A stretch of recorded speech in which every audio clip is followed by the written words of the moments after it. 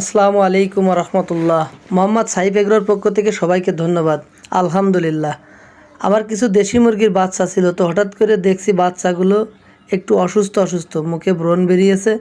তো আমি যে ওষুধটা ব্যবহার করতেছি আপনারা একটু খেয়াল করেন, সিপ্রোএবেট ট্যাবলেট এবং সাথে মাইক্রোনিড, এই দুইটা ওষুধ আপনারা একসাথে মিশাইয়ে সিপ্রোএবেট ট্যাবলেটটা বাইটে গুঁড়ো করে নেবেন, নিয়ে মাইক্রোনিডের সাথে মেশাবেন। মিশাই ওষুধটা আপনারা পানিতে পরপর 3 দিন দেবেন।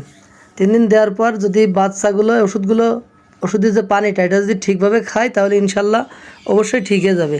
তো দেখেন আমার কয়টা দেশি মুরগির বাচ্চা ছিল, এই যে বাচ্চাগুলোকে আমি এই ওষুধটা দিচ্ছি।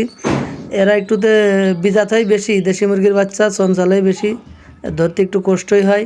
তারপরে আমি চেষ্টা করছি এদেরকে আলাদাভাবে দিয়ে কিছু পানি খাবার আলাদাভাবে খাওয়ানোর চেষ্টা করছি, কারণ বাচ্চাগুলোর মুখে পক্স জাতীয় যে একটা ব্রণ, আবার কেউ কেউ বলে ওটার বসন্ত উঠছে।